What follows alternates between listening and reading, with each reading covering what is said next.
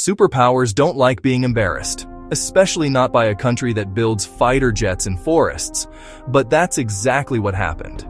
Because while the US military was busy showing off its trillion-dollar stealth project, a small Swedish jet quietly walked into the arena and exposed everything they didn't want the world to see. This is the story of how the Gripen, the underdog no one took seriously, revealed a truth the US tried to bury. For decades, the skies have been ruled by giants. The F-15, the F-16, and now the F-35, America's crown jewels. They're symbols of dominance, technological supremacy, and money. Lots of it. Each jet represents not just air power, but political power. When a nation buys an American fighter, it's buying into the US system. The maintenance contracts, the software locks, the dependency. That's how Washington keeps control. But then, from the north, came something different. A jet with no stealth coding, no flashy PR, and no billion-dollar budget. Just a name, Gripen. The Griffin. Built by Saab, it wasn't born in massive hangars or secret Pentagon labs. It came from Sweden, a neutral country with no enemies, no wars, and no illusions. But what Sweden did have was brains. They built the Gripen for one purpose: to survive in a world dominated by superpowers. And in doing so, they accidentally built the one jet that made the US nervous. From the start, the Gripen was mocked. Analysts called it a toy, a light fighter, something that would never stand a chance against American stealth. But Sweden wasn't trying to outmuscle the US. They were trying to outsmart it. While America was spending billions on aircraft that needed perfectly maintained runways and huge logistics teams, Sweden designed a fighter that could land on a road, refuel in 10 minutes, and take off again, maintained by 6 conscripts with a pickup truck.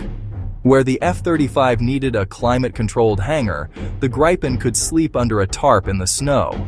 It wasn't about prestige, it was about survival. But here's where things get interesting, because the US didn't just ignore the Gripen. It quietly tried to downplay it. Why? Because the Gripen exposed something Washington didn't want the world to notice: that the world's most expensive jet wasn't actually unbeatable. In the late 2010s, several NATO exercises started raising eyebrows. These weren't Hollywood showdowns. They were real-world war games, where different nations' fighters went head-to-head. And that's when the whispers began. The Gripen, the so-called budget jet, was doing things it wasn't supposed to do. It was locking onto targets faster. It was jamming advanced radar systems. It was outmaneuvering heavier aircraft, even those from the US. During one joint NATO training scenario, a Swedish Gripen managed to electronically kill multiple high-end opponents before being detected. The pilots watching were stunned. How could a $60 million jet outperform one that cost 4 times more? The answer wasn't stealth. It was brains. The Gripen's electronic warfare system, known as the EW-39, was unlike anything its competitors had. It could jam, deceive, and confuse enemy sensors, turning a dogfight into digital chaos. Think of it like this. While the F-35 relied on being invisible, the Gripen made the enemy blind. And that terrified the US, because it proved a dangerous truth. A smaller nation, with a fraction of the budget, had cracked the code to leveling the playing field. Then came the export competitions. The public battles where countries choose their next fighter jet. First, Switzerland, then Brazil, then Canada. Each time, the Gripen went head-to-head against American giants. And each time, it revealed something uncomfortable. In Switzerland, the Gripen scored high marks for cost, readiness, and technology integration. But politics won, and the deal slipped away. In Brazil, the story was different. The Gripen didn't just compete, it won. The Brazilians looked at the fine print of the F-35 offer and saw dependency, secrecy, and limits. The Gripen offered something the US wouldn't: full technology transfer, local production, and freedom. That's when the mask came off. Suddenly the narrative shifted. Critics called the Gripen unproven. US defense circles downplayed its performance. Media coverage mysteriously went quiet. Because the Gripen had exposed a secret the US military-industrial complex didn't want public, that next-gen air power wasn't about who had the best jet, but who controlled the buyer. After Brazil, countries began asking questions.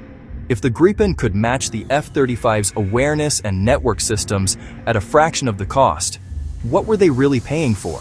And that's when the whispers turned into real conversations. Hungary doubled down on its Gripen fleet. Finland seriously evaluated it before politics tipped the scales. And nations like India and the Philippines started taking notice. The message was spreading. You don't have to be a superpower to fly like one. Meanwhile, inside NATO, quiet frustration was growing. Some members complained that the F-35 systems were locked, data shared only at Washington's discretion. The Gripen, by contrast, offered full transparency and interoperability, with no political strings attached. That's when defense insiders began to realize the real reason the US downplays the Gripen isn't because it's weak, it's because it's independent. It threatens the very system that keeps US influence alive. A system built on dependence, not partnership. You could feel the shift in the air. Countries that once couldn't afford cutting-edge air power suddenly had an alternative. A jet built for them, not against them. Sweden, a country with no massive defense lobby, had done something unthinkable. It built a jet that challenged the logic of the modern military economy. While the US sold power, Sweden sold freedom, and the world noticed. From the Arctic to the South Atlantic, pilots started talking about the Gripen not as the cheap option, but as the smart option. The jet became a symbol, not of budget cuts, but of independence. A reminder that sometimes simplicity outsmarts sophistication. And in a world drowning in over-engineered, overpriced machines, the Gripen was refreshingly human, fast, flexible, and fearless. What makes this story poetic is the irony. While the US was trying to hide the Gripen's successes, it ended up proving Sweden's point. Because every time a superpower dismissed the Gripen, it only made people more curious. And when they looked closer, they realized what the US didn't want them to see. That the Gripen isn't just a jet. It's a statement. A statement that power doesn't have to come from size. That intelligence can still beat influence. And that true sovereignty begins when you stop asking permission. So yes, maybe the US military tried to bury this story. Maybe they wanted the Gripen to stay small, quiet, unthreatening. But the truth has wings, and like the Gripen it's named after, the Gripen doesn't roar to be heard.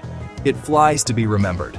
Because in the end, the biggest secret Sweden ever revealed was that the future of air power doesn't belong to the biggest spender. It belongs to the smartest builder.